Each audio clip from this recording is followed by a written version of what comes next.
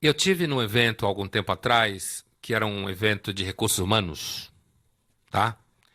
E que a minha pauta era o ressentimento nas relações de trabalho. Mas, como era em outra cidade, eu fui mais cedo e assisti o evento. Eu ia falar à tarde, assisti na parte da manhã. E uma coisa que me chamou a atenção foi uma ferramenta específica, semelhante àquela que eu estava falando de saúde, para as corporações e para as pessoas administrarem sua própria carreira profissional, que é uma ferramenta justamente que trabalha nessa plataforma das redes sociais e dos dados decorrentes das redes sociais, que vai, por exemplo, o sujeito lá que faz a gestão de RH com essa ferramenta, e à medida que você é proativo com a ferramenta, ele tem uma noção, inclusive, de onde você mora, que lazer que você faz, onde que você come, para onde que você tira férias, entendeu? E nesse movimento, aquele que faz a gestão, ele tem uma noção maior e mais clara do universo que está sob o controle, entre aspas, dele, das pessoas com quem ele trabalha. E isso, o objetivo dessa ferramenta é, inclusive, ajudar tanto as corporações quanto os profissionais a tornar a vida, agregar valor de controle às variáveis da vida. E, nesse sentido, tornar a sua administração da sua própria vida eficaz. Outra coisa é essa ferramenta, o objetivo dessa ferramenta é monitorar a violência entre as pessoas que trabalham juntas, certo? No sentido de porque um dos problemas nesse ponto de vista do mundo corporativo, né? Mas acho que não só do mundo do trabalho, mas o evento era mundo corporativo privado, né? Um dos problemas das redes sociais do mundo corporativo é a gente não sabe ainda em que medida ele acaba virando uma ferramenta de desagregação ou ele é uma ferramenta em que a pessoa que não consegue desagregar descarrega a violência que está dentro dela ali. Mas, de qualquer jeito, a ideia, né? A ideia de que a vida nas redes sociais podem causar transtorno nas relações de trabalho é uma das possibilidades mais fortes. O Alex Pentland, que eu falava no começo, ele acha que não. Ele acha que as redes sociais e a participação nas redes sociais, elas, na realidade, ajudam a empresa e ao gestor saber quem são aqueles que são colaborativos e aqueles que são negativos, na medida que tornam as suas redes sociais abertas à gestão. Entendeu? Contou não. Então, que pode causar transtorno é bastante claro e que essa ferramenta, uma das preocupações dela é o monitoramento da vida em redes sociais, do mais superficial ao mais deep, como eles falam, né? E nesse sentido, monitorar justamente por causa da violência. Então, assim como você não pode ser violento no refeitório da empresa, digamos assim, você não poderá ser violento nas relações com as pessoas com quem você trabalha nas redes sociais, porque causa transtorno de relacionamento.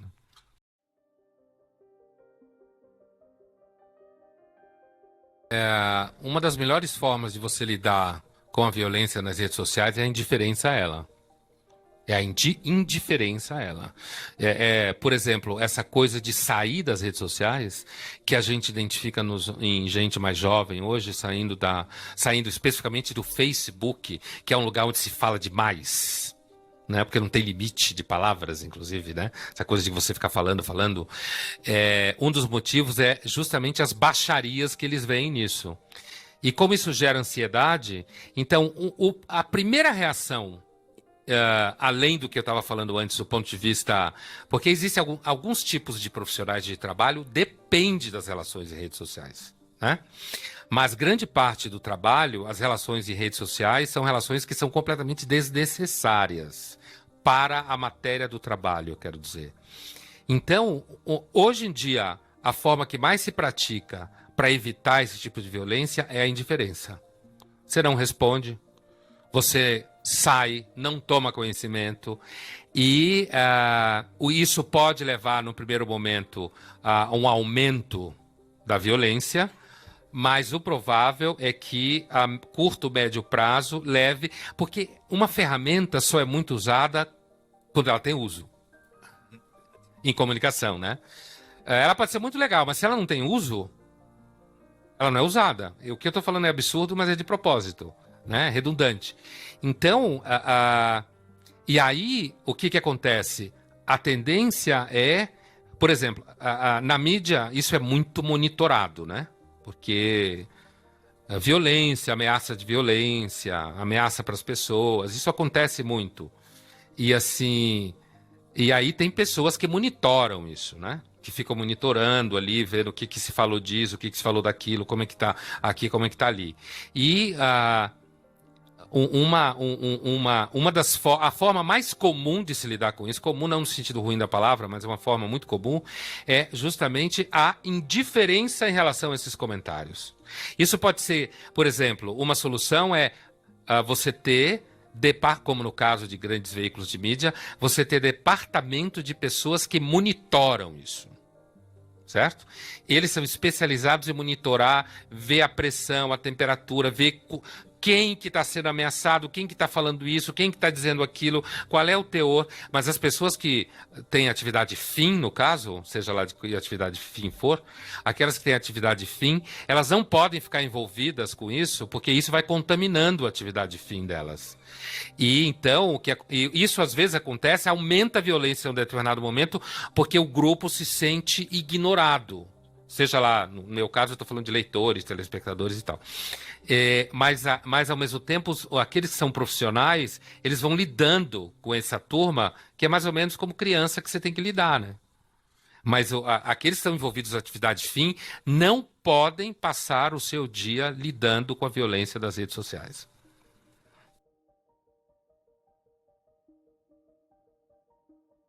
De um modo geral, eu já não gosto de violência, né? Só que não gosto de transtorno, né?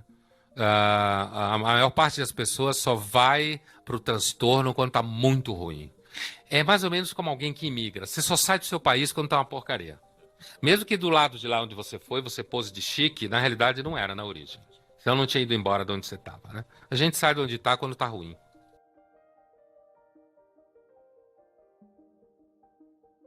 Justamente por conta do sentimento de invisibilidade, insignificância, de não ter voz, né? Ninguém ouvir. Então, você está lá com o computador na mão, o teclado, e aí você tasca o pau, né? Porque ali você está completamente livre, e na realidade muita gente se ferra por causa disso. Porque à medida que isso vai acontecendo, você vai tendo um aparato jurídico que vai começando a cercar, né? Porque a vida em sociedade ela depende da normatização de tudo, né?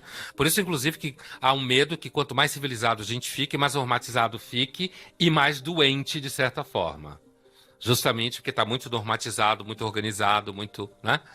Tem gente, por exemplo, casais que se separam e abrem a discussão dentro do Facebook. Então, o Facebook, ele vira púlpito, ele vira sala de jantar, ele vira almoço de domingo da casa da avó, onde rola aquela baixaria toda. Quer dizer, as redes sociais, elas têm um pouco uma função assim de ampliação da esfera do convívio. E essa ampliação... e aí não é só as redes sociais, né? Por exemplo, hoje... hoje, numa aula, a gente tinha convidados para discutir espiritualidades. Não tem nada a ver com o nosso assunto aqui. Novas espiritualidades, a relação com a indústria cultural, não sei o quê. E aí, uma das pessoas que foi, ela queria gravar. Olha, você tem aqui, somando todo mundo, tinha mais ou menos, sei lá, umas 40 pessoas. Tem que perguntar para cada um deles, né? Porque... Direito de imagem. Né? E, bom, direito de imagem, além do mais, assim, isso tudo bem, você está num ambiente onde as pessoas concordam e tal. Mas já cerceia a linguagem, né? O que você vai falar exatamente, que resposta você vai dar e tal. Agora, hoje você não sabe quem está gravando você num restaurante. Pode estar num restaurante conversando com uma pessoa e tem alguém numa mesa do lado, com o celular assim, ó, filmando você, você não sabe. Então, assim, isso é uma coisa que o controle dos... A tendência é que as redes sociais deixem o mundo mais careta. Porque como as redes sociais são um enorme olho em cima de todo mundo, você tem que ir para lugares muito longe para se esconder. Ou se policiar muito. O tempo inteiro. Ou você não faz nada de errado, o que torna a vida insuportável.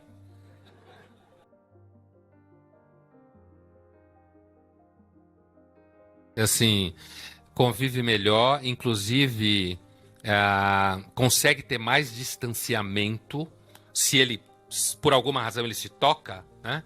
Ele consegue ter mais distanciamento no sentido de perceber que a ferramenta ela é uma ferramenta de uso e não uma ferramenta de definição de quem você é. Entendeu? E eu acho que isso tem muito a ver com o momento da vida. O jovem, ele é o otimista fisiológico. Eu vejo os meus alunos, eles enchem a cara, acordam 2 horas e vão fazer prova. Né? Quando você tem 50 anos, se encher a cara... Eu acho que quando você desce para classes sociais mais economicamente vulneráveis, primeiro aí você tem uma diferença aí, o que a gente chama de fetiche da mercadoria, que é assim... Quando você está entre jovens, se você põe um iPhone em cima da mesa, você não precisa falar nada. Porque o iPhone é. Se você põe um smartphone de outra marca, você tem que explicar por que você está com aquilo na mão. Certo? Isso a gente chama de fetiche da mercadoria, né? Então, assim... Aí tem uma diferença, assim, quando você passeia na classe social e você desce ou sobe esse compasso na classe social, é claro que os jovens que estão economicamente melhor posicionados, eles têm uma relação em que eles são senhores do fetiche. A relação com o fetiche da mercadoria, né, aquele conceito que a gente estuda na faculdade, não sei se vocês lembram, que é quando você dá meio que características e valores humanos ao produto, né, e aí o produto começa a valer por esses valores e por essas características e não pelo que ele é, enquanto ferramenta pura e simples. Quando você está, digamos assim, num extrato econômico mais alto, você é aquele que determina o fetiche. Quando você está mais embaixo, você é aquele que depende do fetiche. E por isso você é aquele que, na realidade, você que está mais abaixo é o que faz valer a pena o fetiche, né? Porque uma coisa só vale quando muita gente não tem. Claro. Né? Por isso que você vai fazer uma balada, você tem que fazer uma balada num lugar pequeno, para que muita gente fique do lado de fora, para que quem passa na porta disputa a balada. Tá essa. bombando. Tá bombando.